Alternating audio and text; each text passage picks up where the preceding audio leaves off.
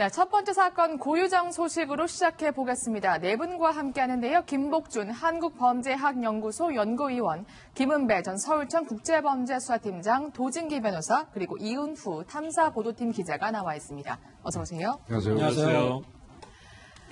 네, 여러분 혹시 죽여버린다 이러한 말 자주 하십니까? 고유정이 현 남편에게 보낸 메시지가 공개됐는데 죽어서 보자, 다 죽이고 끝내겠다. 이러한 말들이 굉장히 많았습니다. 범죄와의 연관성은 없는지 짚어보도록 하겠습니다. 이은호 기자, 그러니까 남편에게 보낸 문자 내용인데 언제 보낸 겁니까? 네, 지난해 10월 말 새벽이었는데요. 이 네. 고유정과 현 남편이 이제 주고받은 문자 메시지였습니다. 이 죽어도 말이 안 통한다면서 이 분풀이를 하던 고유정은 네. 다 죽이고 끝내마 이런 극단적인 말까지 서슴지 않았는데요. 네. 이 현 남편이 자신에게 이제 미안하지 않느냐고 묻자 또다시 이제 다 죽이고 끝내겠다는 말을 되풀이를 했고요. 더 이상 자극하지 말라면서 이 협박성 발언을 하기도 합니다. 말끝마다 죽이겠다는 말이 나오는데 이 남편한테 한 말치고는 좀 섬뜩하게 느껴지죠. 그렇네요. 사실 저희가 보여드리는 이 문장들이 방송에는 부적합합니다. 하지만 고유정의 폭력성을 엿볼 수 있는 부분이기에 일부만 아주 추려서 보도를 해드리도록 하겠습니다. 그런데 왜 휴대전화 메시지로 남편과 다툰 거죠? 같이 안 있었나 봐요. 그렇습니다. 지금 저 문자는 지금 현 남편한테 문자를 보낸 거예요. 전화도 아니고 그러는데 2017년 11월 달에 현 남편과 결혼을 했어요. 네. 그런데 고유정이가 임신을 했어요. 네. 임신을 했는데 그만 유산을 하니까 그렇군요. 얘가 몸조리를 하겠다 그래가지고 집을 나간 상태였는데 네. 그때 아마 현 남편하고 사이가 벌어지고 감정이 격해지다 보니까 저런 그 위협성, 협박성 문자를 휴대폰으로 보낸 거죠. 네. 사실 살인 혐의를 받고 있는 범죄자란 사실을 배제하고 나면 유산을 했기 때문에 여자로서 굉장히 힘들었을 것 같습니다. 그럼에도 지금 현 남편 주장에 따르면 이러한 문자를 평소에도 자주 보냈다는 거잖아요. 예, 그렇습니다. 지난해 10월 23일 고유정이 유산한 후에 무슨 남편하고 큰 싸움이 있었던 것도 아니고 남편이 단지 카카오톡 프로필 사진을 네. 친아들 사진으로 바꾸니까 고유정이 이렇게 말했다는 겁니다. 가품은 아이도 못 지킨 주제에 보란 듯이 네 아이 사진 걸어놓고 뿌듯하냐 이런 식의 폭언을 퍼부었고요. 평소에도 남편한테 죽어서 보자, 지옥에서도 다시 죽여버리겠다, 이런 등 협박성 메시지를 수시로 보냈다고 합니다. 네. 물론 아이를 잃은 심정은 공감합니다만 조금 과하다 이런 생각도 사실 지울 수가 없는 것 같습니다. 실제로 말로만 뭐 죽이니 살리니 한 것보다도 흉기를 들고 아마 너 죽고 나 죽자 뭐 네. 행동으로 보여주겠다 이런 실제 행동이 있었던 걸로 지금 남편은 이야기하고 있거든요. 네. 그래서 현 남편이 제압한 적도 있다고 그래요. 그러니까 네. 행동으로 어느 정도 뭐 직접적으로 어떤 가해를 한 건 아니지만 위협 정도의 선의 어떤 그런 행동은 있었던 걸로 보입니다. 그렇군요. 사실 고유정 이렇게 폭언을 퍼부었는데 심해지는 계기가 또 하나 있습니다. 올해 2월이죠. 두 번째 유산을 하게 되면서 그 강도가 더 심해진다고요. 일단 지난 2월 말 고유정이 보낸 이 문자를 보면서 네. 조금 설명을 드려야 될 것 같습니다. 이 문자 내용을 보면 넌 지금 내 끝을 건드렸다. 그리고 후회할 거다. 사람 죽어야 끝난다는 문자를 이 현 남편에게 보내는데요. 이 시점에 좀 주목을 해봐야 될 것 같아요. 의붓아들이 사망하기 불과 5일 전입니다. 네. 감정적으로 상당히 극단에 치달은 모습을 좀 볼 수가 있죠. 그리고 또 올해 2월 고유정은 두 번째 유산을 하면서 감정 기복이 유독 심해졌었다고 알려졌습니다. 그렇군요. 적어도 이거를 살인과 연관시킬 수는 없지만 의붓아들이 사망 그리고 전 남편 사례까지 뭔가 고유정의 감정 기복이나 감정 상태를 좀 짐작할 수 있는 것 같습니다. 뭐 적어도 기본적으로 이 대상을 선정하기는 좀 어렵습니다만은 네. 누군가에게 분노가 쌓여 있고 극단적인 어떤 생각을 하고 있었던 흔적은 될 것 같아요. 네. 그렇지만 뭐 여기서 고유정이 죽어야 끝난다, 내 끝을 건드렸다 등등 이 이야기를 한 대상이 네. 누구라고 우리가 단정적으로 함부로 해석하는 거는 해석하거나 있겠죠. 추정하는 거는 무리가 좀 있겠죠. 그렇습니다. 하지만 수상한 건 있습니다. 의붓아들을 챙기는 현 남편을 그렇게 비판하고 이렇게 비난해 왔으면서 정작 고유정이 먼저 의붓아들을 청주집으로 데려와 살자 이렇게 얘기를 하고 직접 데려오기까지 하잖아요. 예, 그렇습니다. 두 번째 유산한 이후에 고유정이 가출을 했거든요. 네. 그 상태에서 현 남편한테 문자를 보내서 아이들을 다 데려오자 청주로.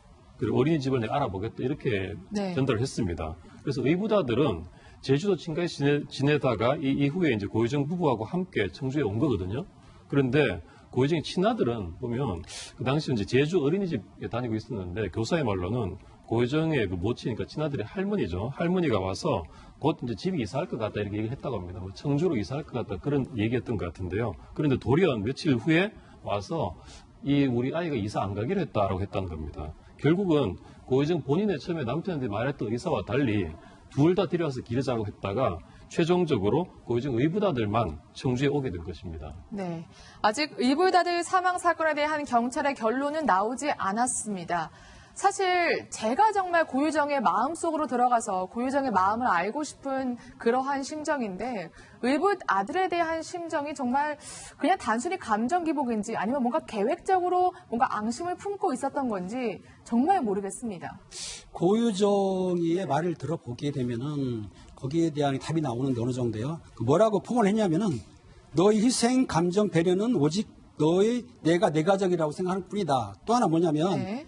내 자식을 품어보겠다고 내가 바라겠다는 얘기예요. 네. 했는데 내가 당장 죽어도 한이 없을 만큼 부끄럽다. 무슨 말이냐면 그 애는 내 식구, 내 아들이 아니고 너의 거다. 네 가족이다. 그리고 바라기란 뜻은 굉장히 자기를 막 쥐어짜는 거거든요. 그러니까 네. 사실상 자기 아들로 받아들이기가 힘들다. 그러니까 둘 사이의 관계가 죽은 아이 때문에 장애물이라고 생각했던 것 같아요. 그 문구를 보게 되면은 그러니까는 자기 아들을 받아들인 건 아니고 둘 사이의 결혼 관계에 장애물로 봤기 때문에 다른 생각을 품지 않았을까 생각이 드는 거죠. 그렇죠. 사실 이러한 문자들이 살인의 증거라고 볼 수는 없고요. 뭔가 의붓 아들 사망 사건의 단서가 될 수 있을지도 미지수입니다.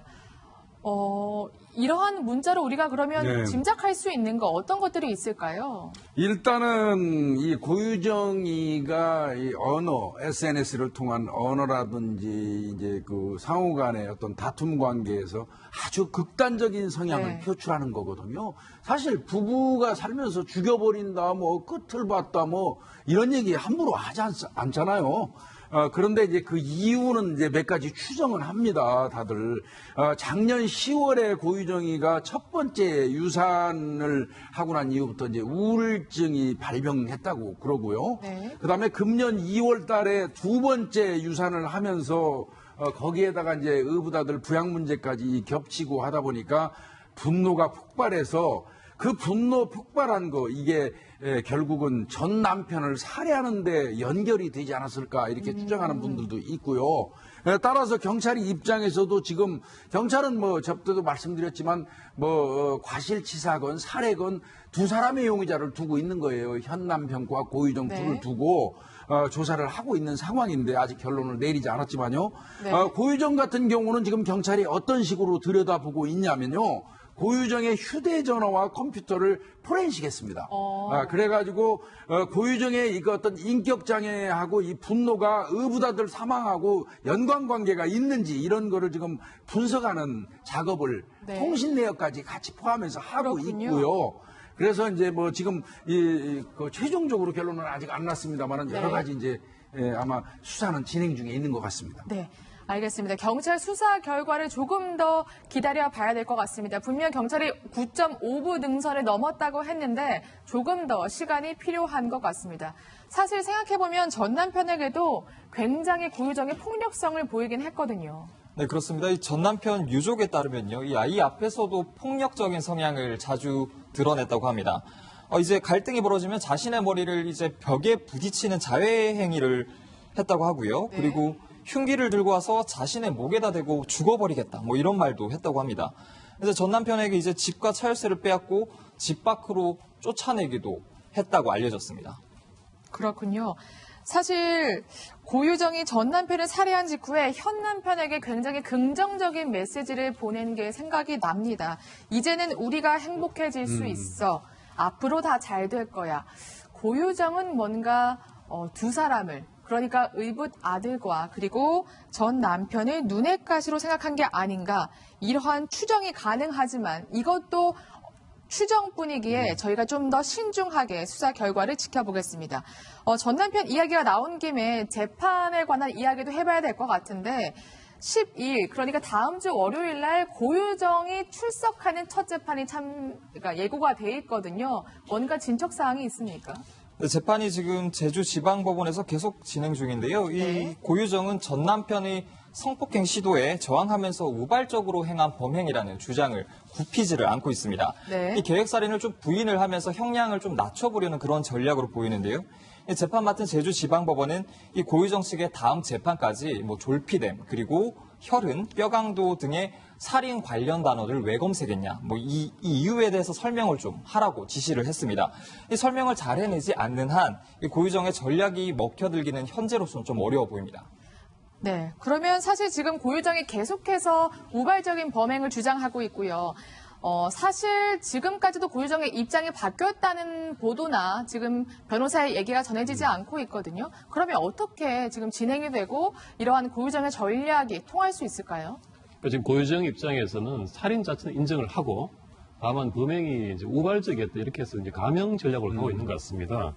그런데 이 우발적인 살인이 물론 감형 요소이긴 합니다만 이게 시신 훼손이 너무나 끔찍했지 않습니까? 근데 이게 시신 훼손이 잔혹한 이런 상황에서는 이게 굉장한 큰 가족 요소가 됩니다. 그래서 이게 실례로 보면은 예전에도 그 9년 전에 있었던 부산에서 그 건물주 살해 사건이 있었는데요. 이때도 네. 우발적으로 건물주를 살해했지만 시신이 워낙 잔혹하게 훼손되어 있었습니다. 그래서 이 경우에도 우발 범행을 주장했지만 법원이 무기징역을 선고했고 그대로 판결이 확정된 선례가 있습니다.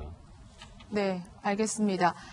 앞서 고유정과 현 남편의 메시지 내용을 저희가 보도해 드리면서 약간의 순서가 뒤바뀐 부분이 있었는데요. 지금 보시면 넌 나한테 안 미안해 라고 현 남편이 묻자 고유정이 현 남편이 아니라 고유정이 안 미안해 다 죽이고 끝내겠어. 이 이상 자극시키지 마 이렇게 말했습니다.